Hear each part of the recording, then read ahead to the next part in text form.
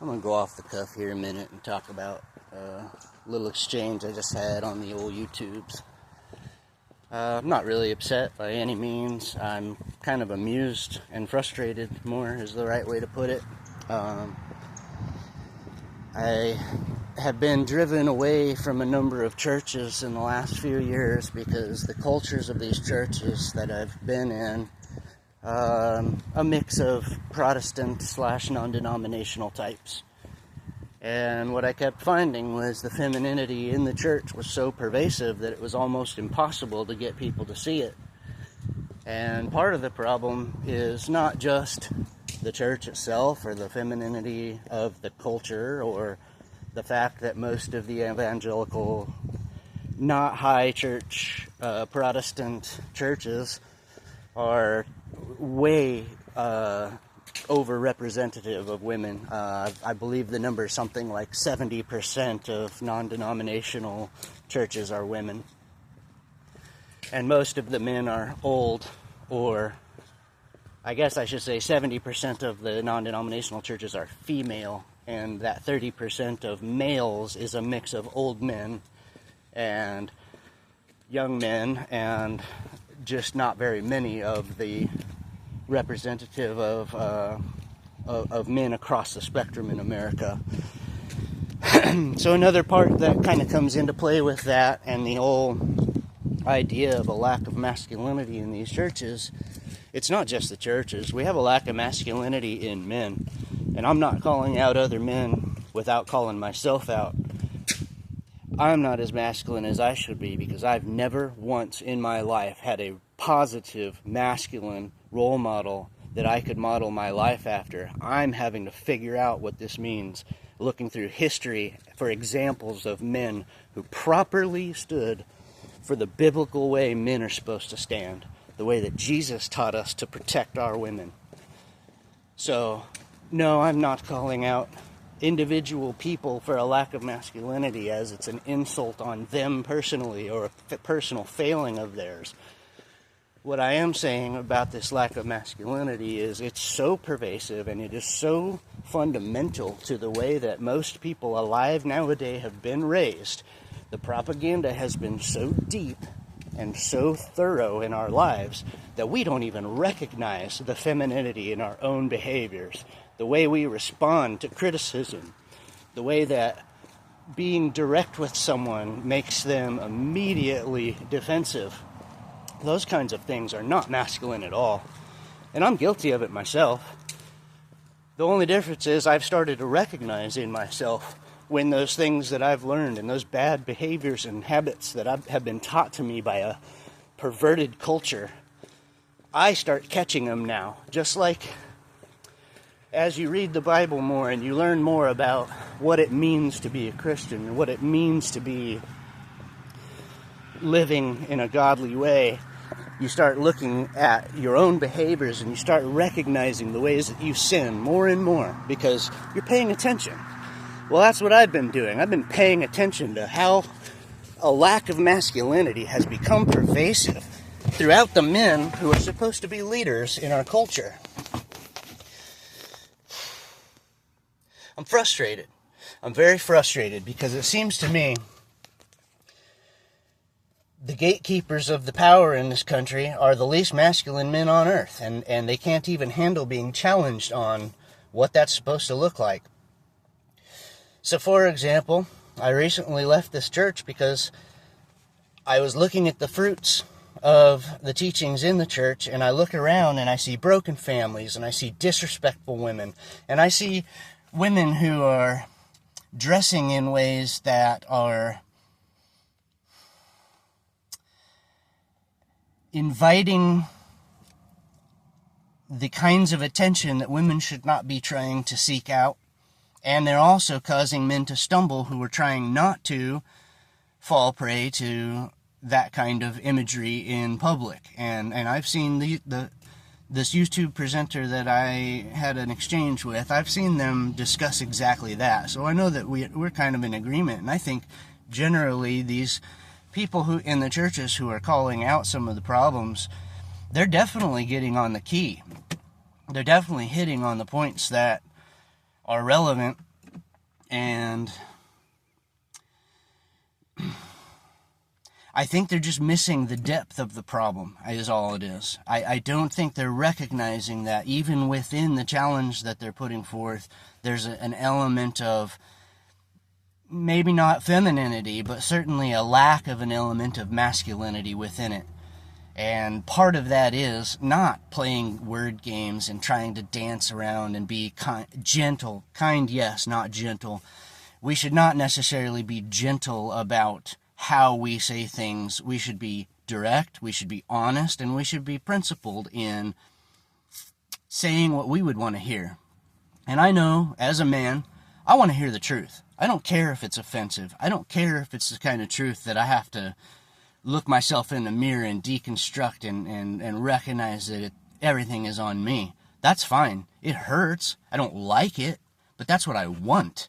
Because the only way for me to improve, the only way for me to be a positive force in this world, the only way for me to take my masculinity and use it to affect change in a biblical way, and that biblical change can spread throughout my community in an effective way, the only way I can do that is challenging those things within me that are wrong head on.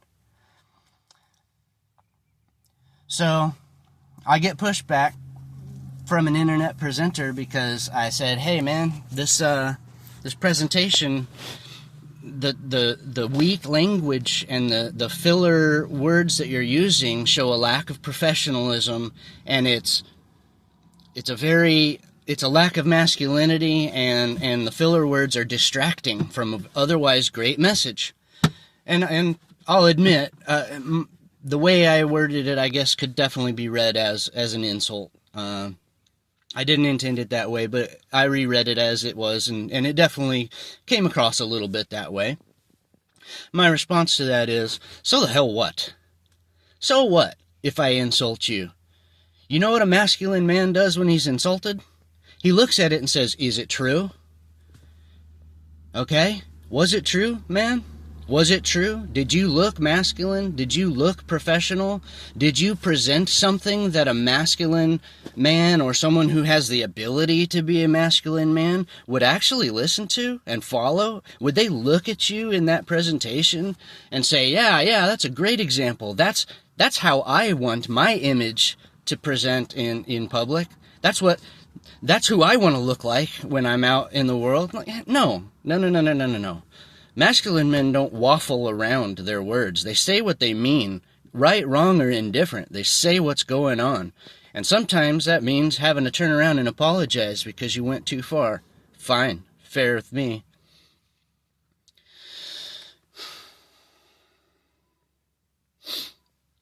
I'm just really sick and tired of the absolute level of sensitivity and lack of ability to forge ahead in the face of a little bit of pushback without responding in a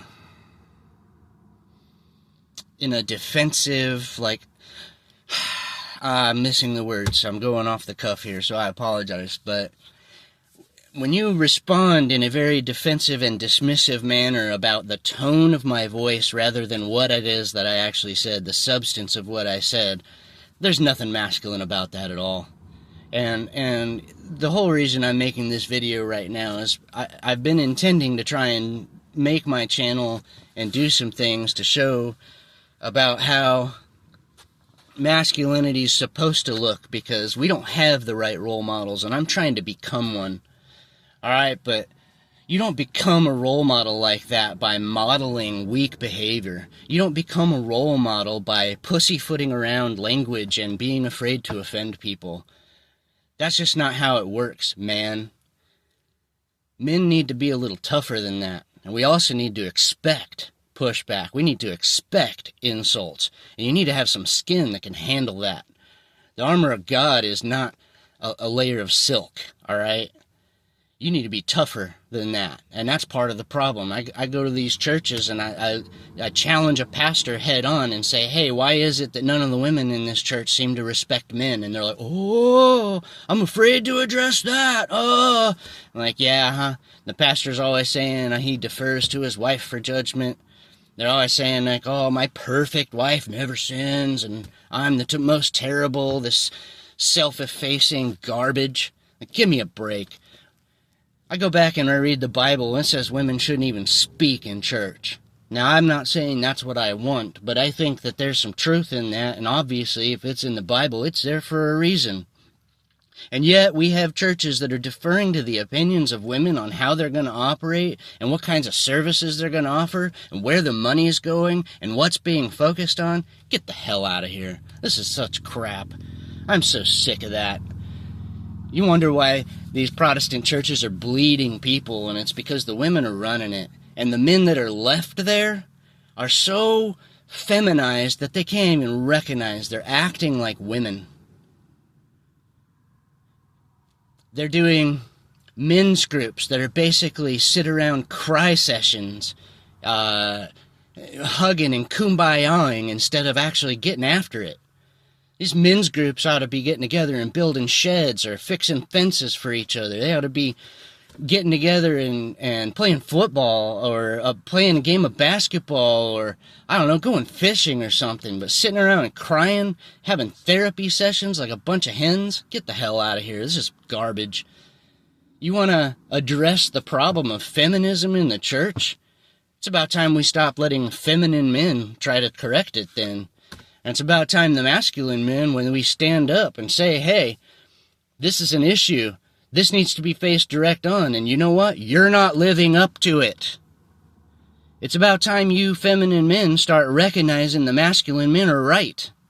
And once again, I'm lumping myself in with masculine men, not because I'm some excellent example of it, but because I've at least recognized how feminized society has become and how much of that's rubbed off on me. And I've been pushing back against that within my own heart and within my own community, within my own family. That's where I start with it. And the only other people I ever correct are people I actually respect. So, a couple of things about masculinity in men, pal. If I take the time to tell you that there's something wrong with what you're doing, it's because I actually respect you enough to tell you. If I didn't have any respect for you, or if I didn't think you were worth my time, I wouldn't say a word to you. I'd just move on. That's how men work. So don't be offended when a man says, hey man, that's messed up what you did, or you screwed up. They might be right, they might be wrong. It doesn't matter. The fact is they have enough respect and love for you to say, I think you're wrong. It's about time you men start figuring out how to accept that. Anyway, I'm a young Christian. I'm still learning how to do this stuff. I'm not perfect, and I'm certainly not right all the time. I might even be completely wrong on this. And I certainly need to work on my anger, because that's not how I should be responding to things. But it's a hell of a lot better to directly, with a little bit of anger and resentment in my voice, challenge this thing immediately, and not with careful language, and not with trying to protect feelings, but with actually getting to the point. I'll be praying for you guys.